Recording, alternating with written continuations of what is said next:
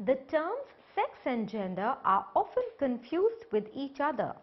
According to the World Health Organization, sex refers to the biological and physiological characteristics that define men and women, whereas gender refers to the socially constructed roles, behaviors, activities and attributes that a given society considers appropriate for men and women. Therefore, male and female are sex categories, while masculine and feminine are gender categories. Also, aspects of sex do not vary substantially between different human societies, while there may be variations in aspects of gender.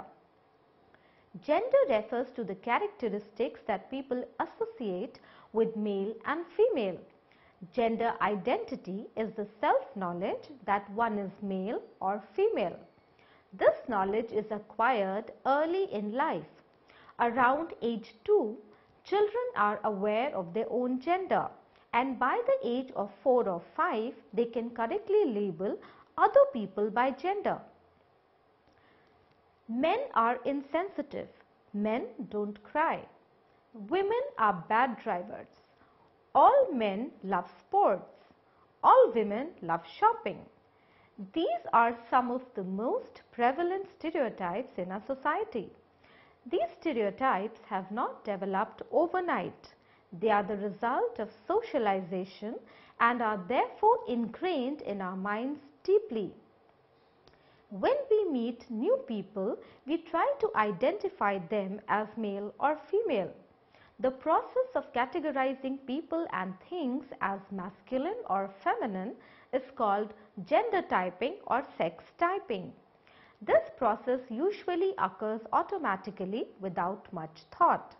We not only tend to divide people into masculine and feminine, but also objects and activities. Children learn that dolls are for girls and toy trucks and guns are for boys at an early age. The difference in the way boys and girls are treated is due to gender roles. Gender roles are defined by the society. They are the set of expectations that specify appropriate behaviors for men and women. However, these expectations often lead to bias and stereotyping. Such stereotypes produce sexism, negative attitudes, and behavior toward people based on their sex. Males are expected to be assertive and competitive, whereas females are expected to be passive and supportive. These beliefs have changed very little over the past few years, though there is some variation in gender role standards across cultures. These standards may vary depending on ethnicity, age, education, and occupation. Gender stereotypes are the beliefs and expectations about the typical attributes and behaviors of males and females. Every stereotype is an image of the typical member of a particular social category. Though every individual holds gender stereotypes, most of the gender stereotypes are largely shared within a certain culture and some are prevalent worldwide. Characteristics that are generally associated with women are kind, emotional, and helpful, whereas characteristics associated with men are aggressive, decisive, and independent. The feminine stereotype is also termed as communal and the masculine as agentic. Gender stereotypes are not only descriptive, whereby they denote how we think men and women are, but they are also prescriptive, that is, they indicate how men and women should be and how they should behave. A classic study conducted by Broverman et al. Identified several traditional stereotypes for males and females. In this study, traits relating to warmth and expressivity were judged most appropriate for females, while competency traits were seen as most appropriate for males. Since most societies give more importance to competence than warmth and expressiveness, such differences in perception are more favorable for males as compared to females. Because of the emphasis on warmth in women-related stereotypes, people usually feel more positively towards women than men. This finding is described by Eagley and Ladinick as the "women are wonderful" effect. The traits that women are assumed to possess are considered less appropriate for high status positions than the traits assumed to be possessed by men. Bem developed the gender schema theory to explain how individuals use gender as an organizing category in all aspects of their life. This theory combines aspects of the social learning theory and the cognitive development theory of sex role acquisition. According to Matlin, television, movies and other mass media play a major role in conveying messages about the nature of masculinity and femininity.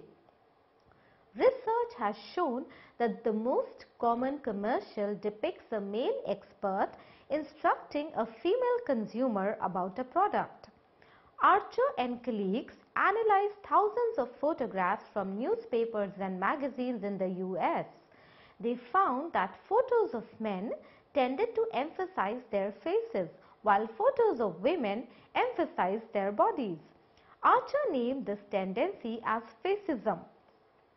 After analyzing newspaper articles, books, modern art, etc., Matlin concluded, men are shown in a variety of social roles and activities, while women are shown restricted to domestic and family roles. Men are portrayed as leaders and experts, while women as subordinates. Men are shown as more active, assertive and influential than women. Many studies have shown that children who watch more television tend to have more stereotypical notions about men and women. It also affects the children's attitudes about gender typing of household chores. It is important to note here that since these studies are correlational, the direction of causality is not clear. In recent years, there have been efforts to portray men and women in less gender-typed ways. For example, in some ads, women are shown in the business world holding executive positions, while men are shown doing household work. Due to the gender stereotypes prevailing in the society at large, gender stereotyping is also reflected in the people's perception regarding which occupations are most suitable for men and women. For instance, women are still perceived as best suited to jobs traditionally filled by women like secretary, teacher, cashier and librarian. A vast majority of women are found in clerical, healthcare and social services, education, retailing and service occupations. These occupations have lesser status and salary as compared to professions which are male dominated. Men in contrast are viewed as better suited for such professions as doctor, police officer and construction worker. Men work more often as technicians, engineers, finance professionals and managers. According to Eagley and Stephen, women are seen as most appropriately filling communal professions, that is, professions associated with relationships. Men in contrast are perceived as best suited for agentic professions, that is, professions that are associated with getting things accomplished. Traditionally, professions relating to communal concerns are of lower prestige and are lower paying than are agentically oriented professions. Apart from the specific occupation, even the job level is gender stereotyped. Because successful leaders are expected to have masculine characteristics, women are not expected to be managers or leaders. It has been observed that higher the position in the organization, the lower the percentage of women. Women in higher managerial jobs are scarce and even scarcer in top management positions. This phenomenon is known as the glass ceiling, a phenomenon which indicates that an invisible barrier seems to hold capable women back from attaining top positions in organizations. Despite the odds, some women are able to break the glass ceiling in politics and business and are able to attain higher positions. That might lead people to believe that discrimination does not exist. Such a situation is called tokenism, in which a few members of a previously excluded group are included. This is also used as a strategy to deter collective protest in disadvantaged groups. According to Lent, Brown and Hackett, two types of beliefs determine people's vocational interests: self-efficacy beliefs and outcome expectancies. Self-efficacy beliefs are task-specific judgments of one's capability to achieve a certain level of performance. People may be highly competent at one task but not capable in another task. Gender differences in self-efficacy beliefs are strongly linked to gender stereotypic tasks and jobs. Outcome expectancies are the imagined consequences of performing certain behaviors. They also explain differences between men and women in the workplace. Young women anticipate more educational and career barriers as compared to men. In addition to this, women are aware of the consequences of having children and a family on their career. Women are also influenced by gender stereotypic expectations of their future occupational and job roles. As girls grow older, they become more aware of the prevailing gender stereotypes.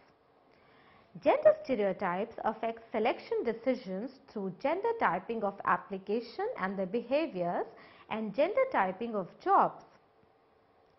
Gender typing people refers to attributing gender stereotypic characteristics and qualities to men and women.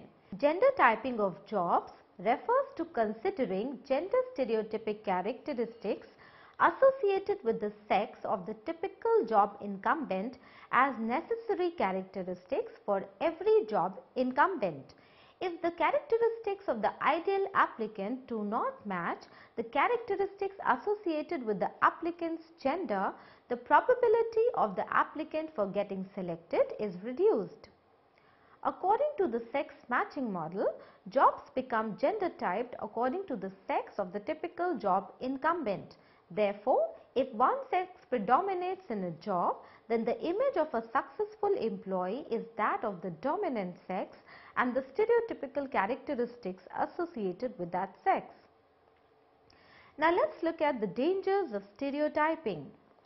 Stereotypes are generally used to justify prejudice and discrimination of certain groups. Stereotypes exaggerate differences among groups and trivialize or ignore within group differences. Stereotypes may sometimes lead to self-fulfilling prophecies. Men's success is usually seen as a result of their ability, while women's success is mostly attributed to high effort than ability. Due to the detrimental effects of gender stereotypes, it becomes crucial to understand as to how to reduce them. Some of the measures are encouraging androgyny. According to BEM, one way is to encourage children to be androgynous, a state in which gender roles encompass characteristics thought typical of both sexes. The androgynous person does not neatly fit into a female or male gender role, rather she or he can comfortably express the qualities of both genders. The next are parenting interventions. Since parents are the most important socializing agents for children, interventions should be aimed at training them too. For instance, parents can be trained to teach their children gender neutral language. Also, they can be prompted to alter the presentation of gender stereotype toys and replace them with gender neutral objects.